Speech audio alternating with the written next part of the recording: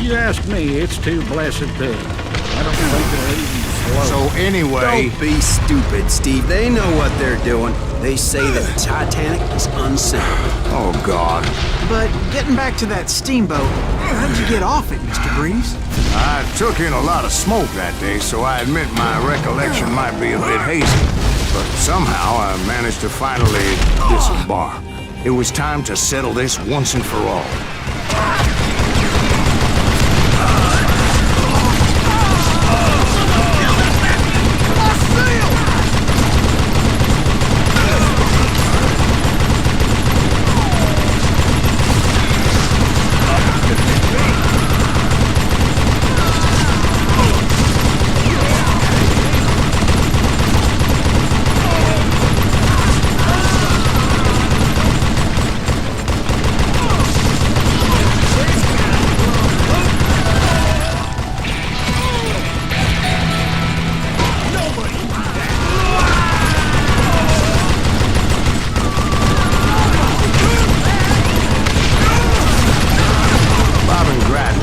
To come at me one at a time.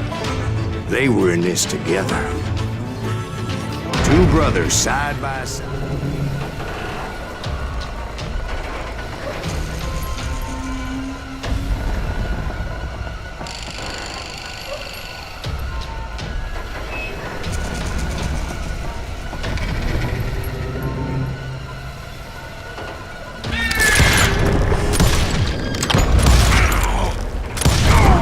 They got it wrong.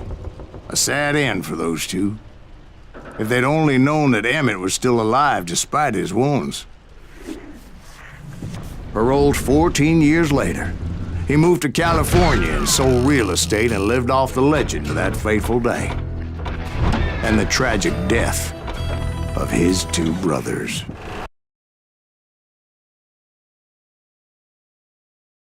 My own brothers died tragically as well, truth be told.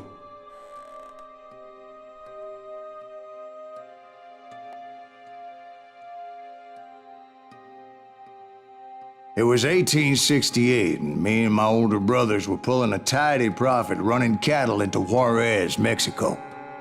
One night after my brothers retired for the evening, I found a little poker game in a cantina with a couple of cowboys.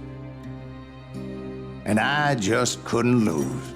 I even won an old Spanish coin that had to be 100 years old. Well, I was mighty pleased with myself the next morning as my brothers and I rode for Texas. But before we crossed the border, those cowboys caught up with us.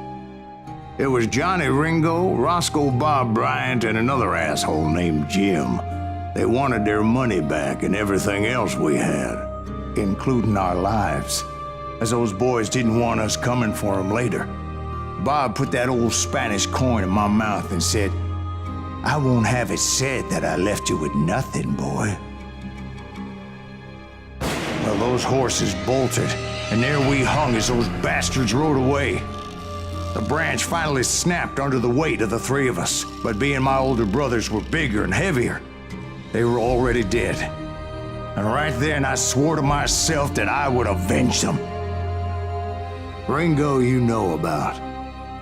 But Bob eluded me, until I heard he was riding with the Wild Bunch.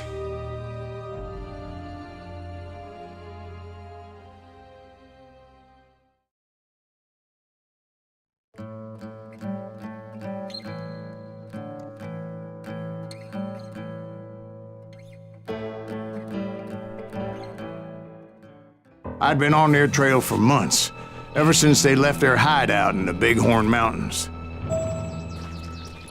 Led by Butch Cassidy, they were a loose association of outlaws who robbed banks and trains from Colorado to Montana. Among them was the Sundance Kid, and that murderous hombre I was tracking, Roscoe Bob Bryant.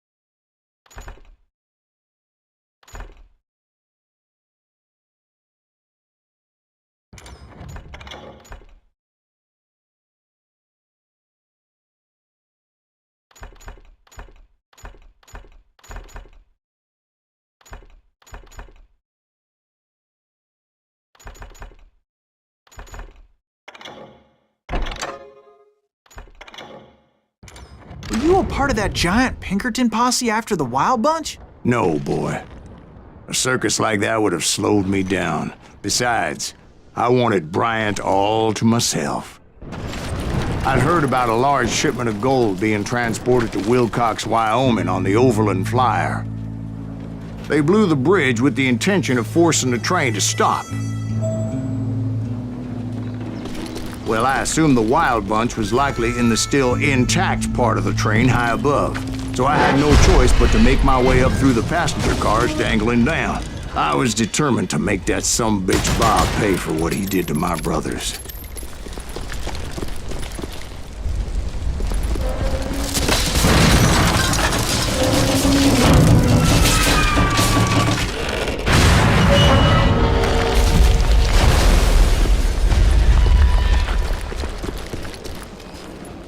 I found the device they used to blow the tracks, so I knew I was headed in the right direction.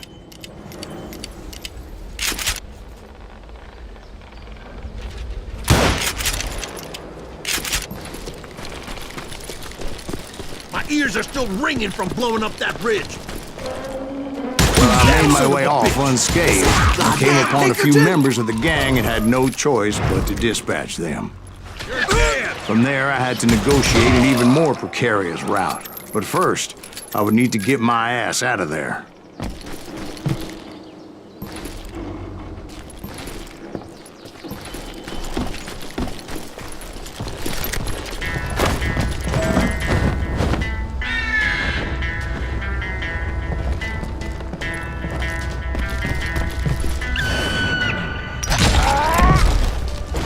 Jumped from the frying pan into the fire as the train was clearly fixing to fall. I had found the gang, but in order to find old Bob, I needed to fight my way forward past a whole passel of desperados. Outside, inside, any way I could, I made my way towards my prey.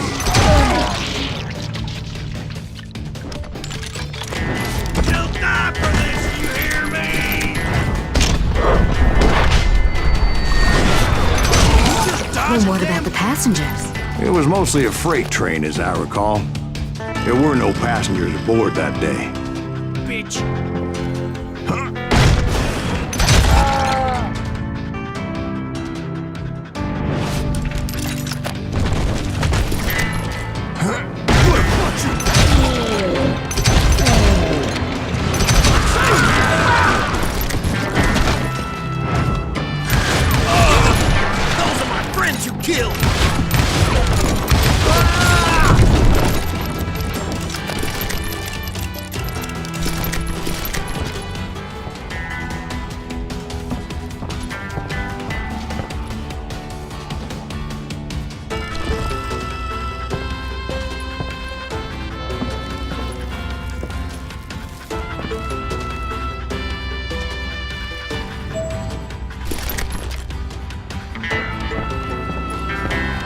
As I mentioned before, I am not fond of heights, but I was too busy dodging bullets to worry about falling to my death. Odds were I was likely to die that day anyway, so I was determined to take down as many of those bastards as I could.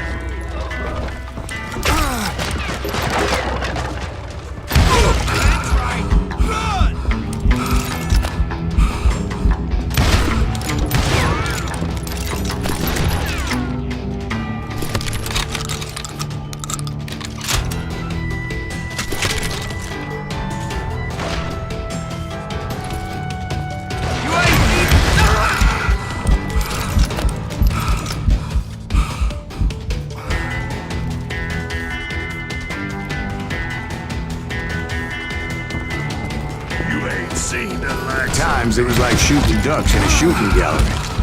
The only difference is these damn ducks shot back.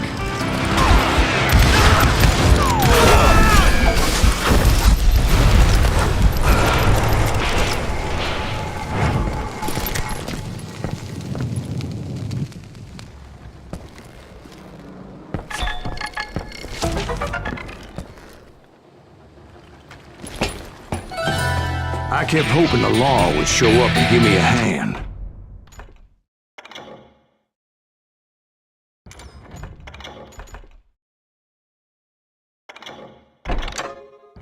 You mean like that giant Pinkerton posse that I read about? Did they come riding in, guns a-blazing to help?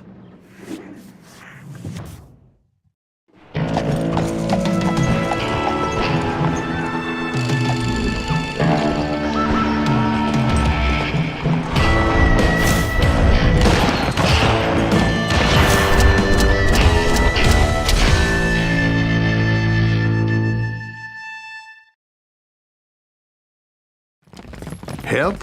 From the Pinkertons? No, son. I had to fight the Wild Bunch all by my lonesome, as usual. Who the hell is that? He's out of his mind! Take cover! Retreat! Retreat! He's killing everybody! Hell's a coming.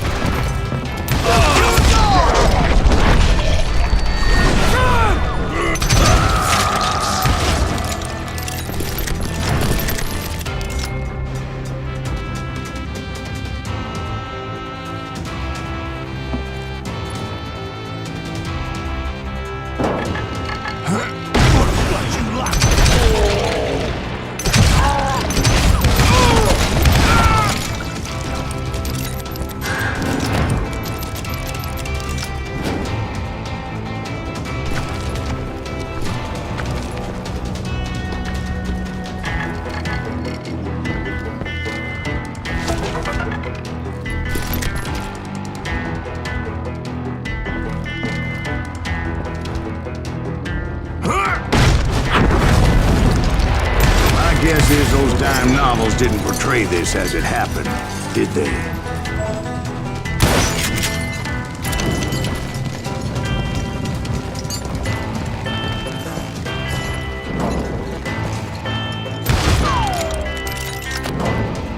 Only a few stragglers were left, and I had to cut them down pronto if I was going to stay on old Bob's trail.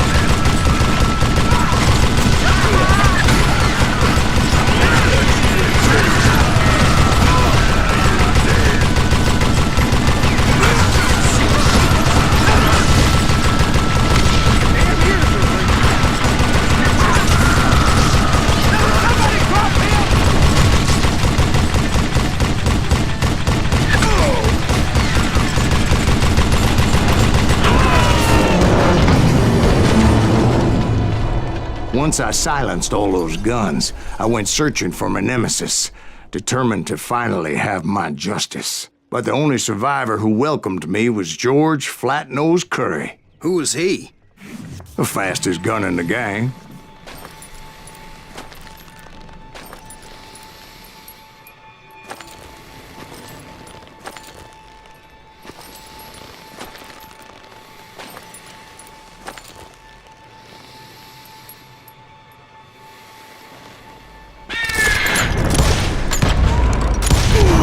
On that very same day, Butch Cassidy and the Sundance Kid decided to leave the Wild Bunch behind and decamped for South America.